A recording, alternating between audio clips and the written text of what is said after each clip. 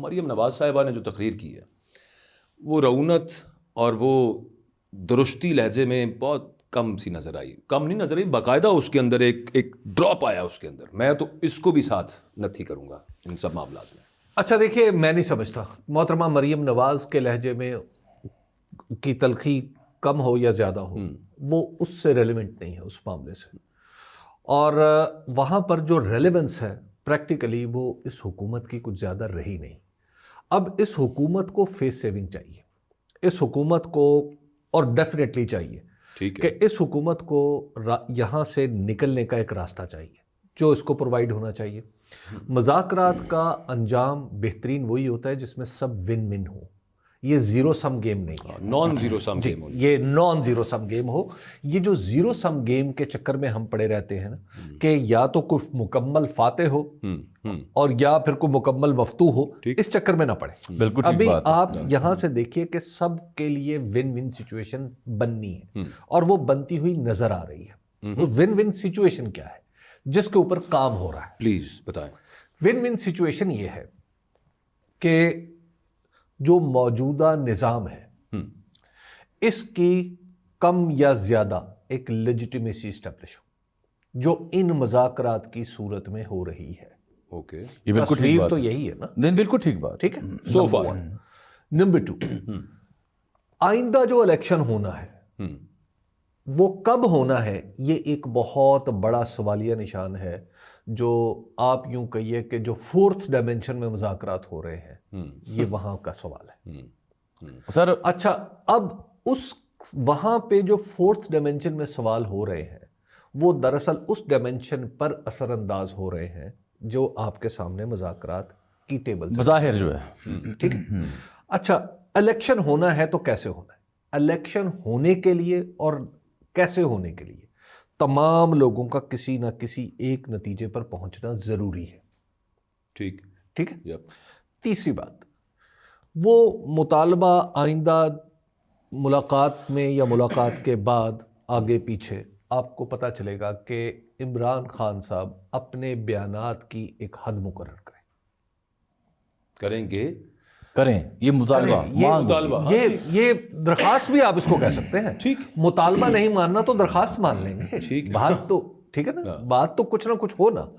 اچھا, ایک تو یہ ہے کہ ان کے جو بیانات کی جو حدود و قیود ہیں وہ کسی نہ کسی درجے میں اب زیر بحث آنی ہے. یہ بھی فورتھ ڈائمینشن میں جو مذاکرات جو آلریڈی ہو بھی رہی ہے, مطالبہ یا درخواست جاری ہے, جو فورتھ ڈائمینشن میں جو مذاکرات ہو رہے ہیں, میں وہاں کی بات کر رہا ہوں. وہاں پہ کیا کچھ ہے؟ الیکشن ہے, کب ہونا ہے, ویسے داد قبول کیجئے یہ جو آپ نے فورتھ ڈائمینشن نکالی ہے نا, حالانکہ ہم تھرڈ ڈائمینشن کی ہم 3D لوگ ہیں. Human beings can only move in 3 dimensions, اور وہ جو کوئی اور بینگز ہو سکتے ہیں وہی فورتھ ڈائمینشن میں موو کر سکتے ہیں. اچھا, تو وہاں پر کیا مذاکرات ہو رہے ہیں؟ الیکشن کب اور کیسے. نمبر 2, سب کو ون ون دینا, یعنی سب کو ان مذاکرات سے کچھ نہ ملے, سب کچھ نہ کچھ ملے. ایسا نہ ہو کہ کوئی ایک شخص یا ایک پارٹی ہی سب کچھ لے کے چل رہا ہے. یہ آپ خبر دے رہے ہیں. اچھا, آپ یہ گفتگو نہ کیا کریں, یہ بیچ میں آپ واضح نہ کیا کریں. اچھا ٹھیک ہے, یہ میری درخواست ہے. ٹھیک ہے. اور تیسرا جو میں نے عرض کیا کہ عمران خان صاحب کے جو بیانات کی حدود ہیں وہ کیا ہوں گی. اچھا, اب یہ ساری چیزیں ریفلیکٹ ہونی ہے, یہ جو ہم انسانوں کی, عام انسانوں کی دنیا ہے, اس میں جو مذاکرات ہو رہے ہیں اس میں آپ کو پتہ چلے گا. اب آپ اس کا ایک اثر دیکھیے, نیچرل لگے. اچھا, آپ اس کا ایک اثر دیکھیے. اثر یہ ہے, عمران خان صاحب کیا کہتے ہیں, آپ ان کا مطالبہ نمبر 1 کہہ لیں یا 2 میں سے ایک مطالبہ جو ہے وہ کیا ہے کہ اسیروں کی رہائی. جی بالکل, اور کمیشن.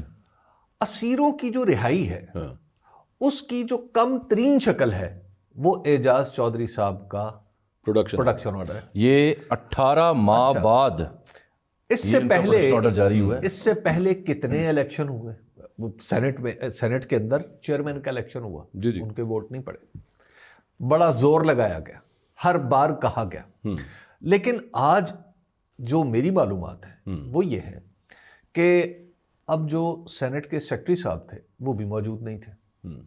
وہاں پہ ایکٹنگ سیکرٹری تھے جو ظاہر ہے گریڈ میں تو ایکول ہیں لیکن بہرحال اختیار تو वो असल सेक्रेटरी का ही होता है। अब सेक्रेटरी साहब को बुलाया जाता है चेयरमैन के कमरे में। चेयरमैन के कमरे में कहा जाता है कि जनाब ये शिबली फराज साहब दरख्वास्त लेके आए। ये दरख्वास्त लेके आए हैं, तो इसका क्या किया जाए।